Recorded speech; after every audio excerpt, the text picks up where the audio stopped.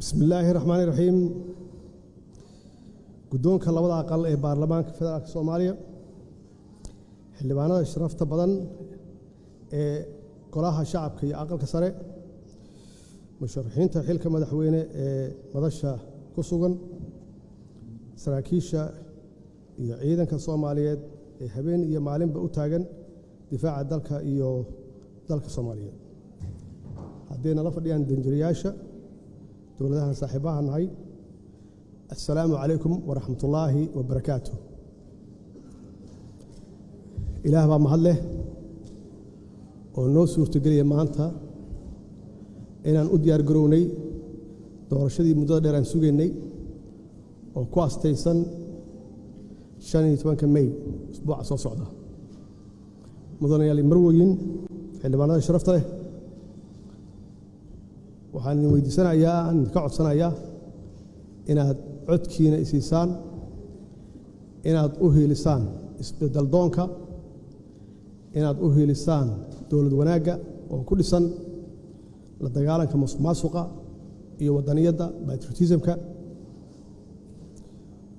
waxaad haysataan barnaamijkii isbedel doonka socda waxaan rabaa inaan ka taabto xagee ka yimid isbedel doonka isbedel doonku wuxuu ka yimid waxa la yiraahdo isbedel doonka fadhiidka ah ayuu ka yimid oo taariikhdeena ku suntan aan soo aragnay khibradeena markaan kaashanana mudooyinkii la soo dhaafay aan ognahay wixii dalkan soo maray saad ogtihiinba isbedel doonka socda ama isbedelka socda wuxuu ka bilowdaa waqtiyadan hadda aan joogno doorashada ah waxaa dhasha ama aad doorataan madaxweyne cusub madaxweynahaas cusub ma yaqaano waxa adduunka uga soo horeeya waxaase muhiim ah inaan idin sheego waxa uga soo horeeya laba arrimood oo muhiim ah inaan ogaano ama aad ogtihiinba waxa uga soo horeeya la dagaalan ka shabaab iyo cadowga shabaab oo ah argagixiso international ah iyo faragelin shisheeye oo dawlado qaar ay ajando u tahay Soomaaliya inaysan cagaheeda ku istaagin qofkaas cusub intaas soo nogeyn yaa wuxuu bilowdaa hawlihiisii kale in uu magacaawdo xukuumaddiisa inuu dawladdiisa dhisto 6 bilood ugu horeeya waa isbarasho 6 bilood ku xigtana waxa bilowda political instability xasilooni la'aan siyaasadeed bilaabata halkaas waxa ku kala qaybsama golaha shacabka conflicta bilowda sanad gudaheeda waxa laga yaabaa inuu ka baxo prime minister kaas ama xukuumaddaasi ka baxdo caado waxa ah sanadka ku xiga in la magacaabo haddana xukuumad cusub xukuumaddaas cusubna ay jidkii hore marto 6 bilood isbarasho ah iyo 6 bilood oo political instability ah halkaas waxaa cad labadaas dawladood inaysan waxba qaban oo ay fadhiid yihiin dawladda saddexaad sanadka saddexaad bilowgiisa waxaa la magacaabaa xukuumad kale xukuumaddaas markay 6 bilood jirto 6 bilood ku xigta markii ay bilaaban rabto iskhilaafaad ama khilaaf bilaaban rabo waxaa la xasuustaa in doorashadii hal sano iyo bar ay ka dhiman tahay waxaa la bilaabaa noocee yaan galnaa doorasho noocee galnaa dastuurka waxaa noogu qoran doorasho qof iyo cod ah waxaa la ogaadaa doorasho qof iyo cod inaan laga gaarin maxaa yeelay labadii sano la soo dhaafay iyo barka in aan laga shaqaynin wax dawladda ama dawlad wanaagga laga shaqaynin waxaa loo galaa madal iyo heshiis siyaasadeed in lagu dhammeeyo wixii uu nafarayay dastuurka sanadka saddexaad waxaa la isku afgartaa heshiis siyaasadeed halkaasna waxaa ka bilowda madal la wareegta hawshii baarlamaanka sanadka afraad baarlamaanka waa la xiraa albaabada la isku dhuftaa mushaharna ma qaataan sanadka afraad si la iskaga daba ordaayo sanadka shanaad baa la galaa halkaas iyo doorasho ka dhacda doorashadaas oo ay ku dambayso 70% baarlamaankii hore inuu soo noqon halkaasi waxaan ku baranay doorasho dadban iyo noocay tahay dawladda ku xigta iyaduna saasay ku bilaabataa saasayna ku dhamaataa xasilooni la'aanta siyaasadeed waxay dhashaa ama saamaysaa arrimaha dhaqaalaha, arrimaha amniga, arrimaha bulshada ayay saamaysaa immediately. arrimaha dhaqaalaha markaan ka hadlo bacdama dawladda haysato oo khilaafaad badan ka jiro, qof kasta oo xun wuxuu ka fekeraa sidii uga faa'iideysan lahaa waqtigaas la haysto aan la xisaabinin. musuqmaasuqa cirku maraa, waxaa bilowda in dhaqaalihii uu hoos u dhaco. maxaa yeelay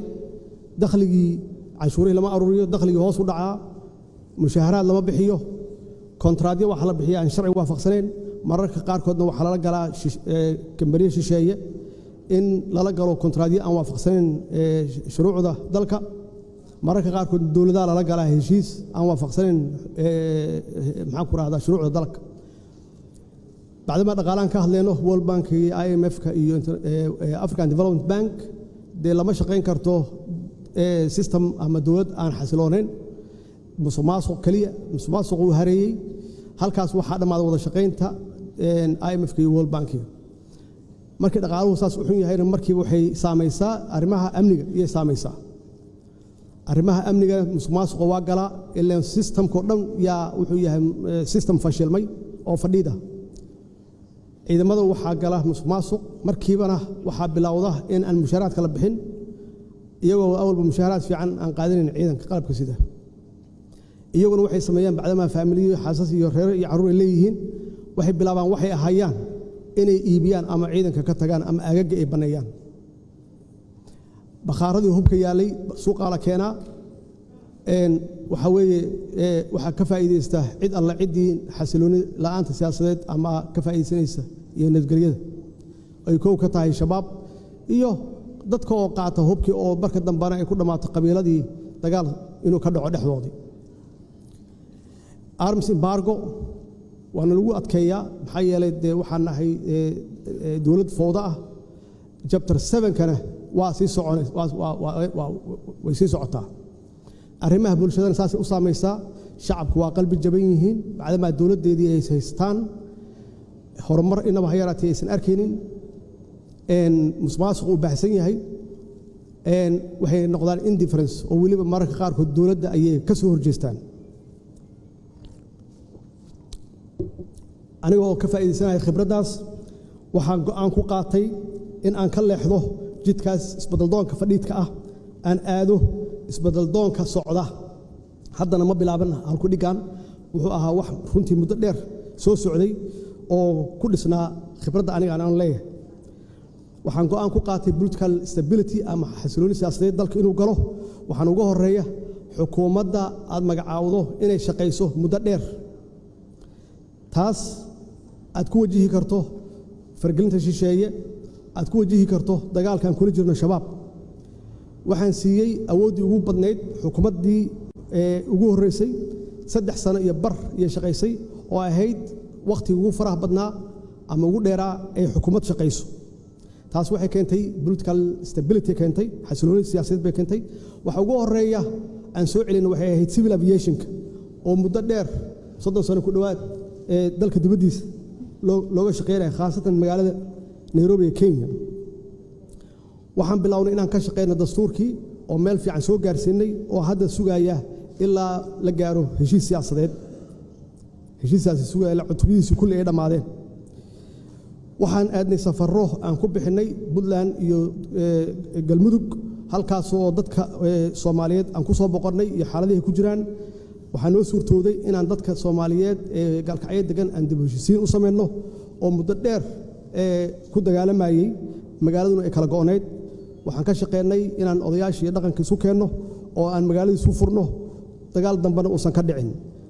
sidaasoo kale magaalada Caabudwaaq 5 qaybood ay u qaybsanayd, 7 sano dadka isuma gudbaynin, dib u heshiisiin aan ka sameynay, ilaa haddana waa isu furan yihiin. magaalada Marka oo ugu dambeysay oo iyada naftigeeda muddo dheer dhib ku jirtay, waxaan geenay dib u heshiisiin. dib waxaan u soo celinay wada hadalkii Soomaaliya iyo Somaliland. waxaan diidnay shisheeye faragelintiisa, waa diidnay pressure in la saaro, waa diidnay wax ay rabeen inaan yeelno. maxaa yeelay annaga waxaan loo doortay naloo dhaariyey maslaxadda ummadda Soomaaliyeed iyo danteeda. taas waxay keentay inaan ku guulaysanay murankii badda Soomaaliya iyo Kenya u dhaxeeyay muddo dheer kadib waxaan ku guuleysanay UN Human Rights Commission ilaa xaaladda siyaasaddu way degan tahay oo khilaaf ma jiro oo markii labaad naloo doortay waxaan ka shaqeynay oo aad iyo aad aan u soo dhaweynay dalka inuu galo qof iyo cod waad ogtihiin shaqo badan aan qabanay baarlamaanka waa keenay sharciyan keenay waana laga diiday sharci kale keenay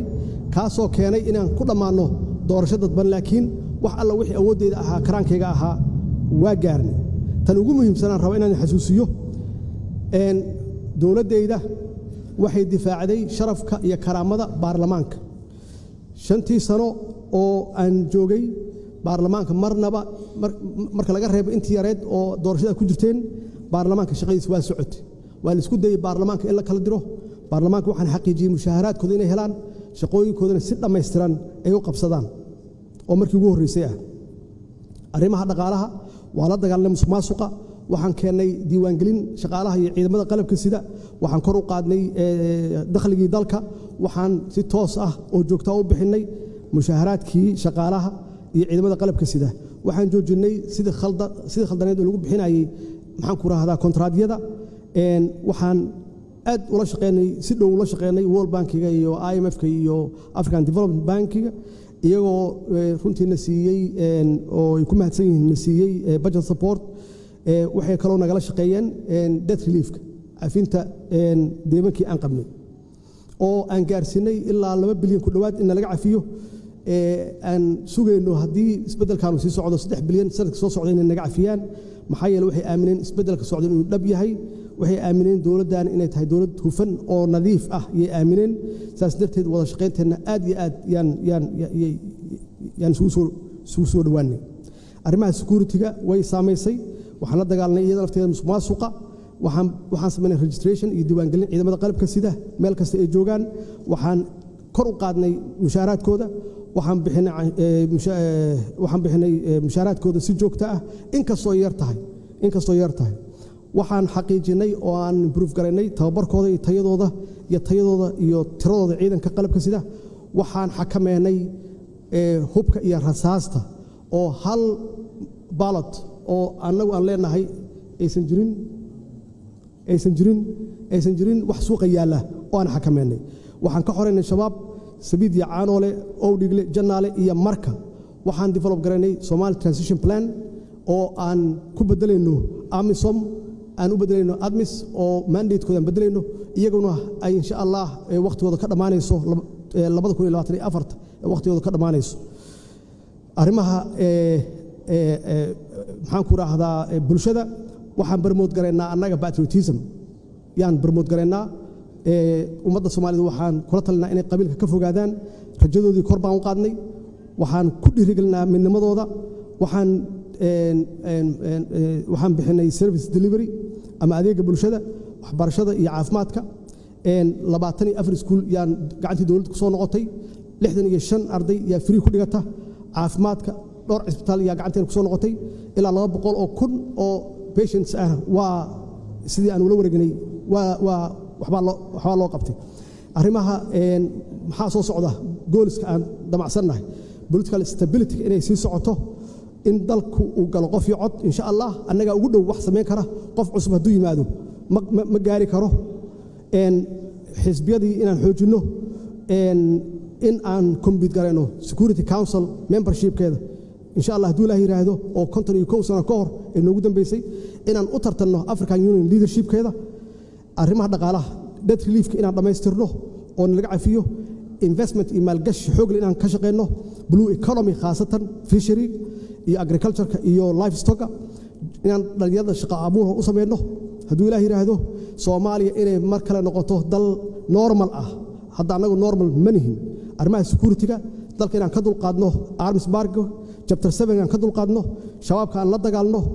hay-adaha amniga aan u kordhino mushaharaadkooda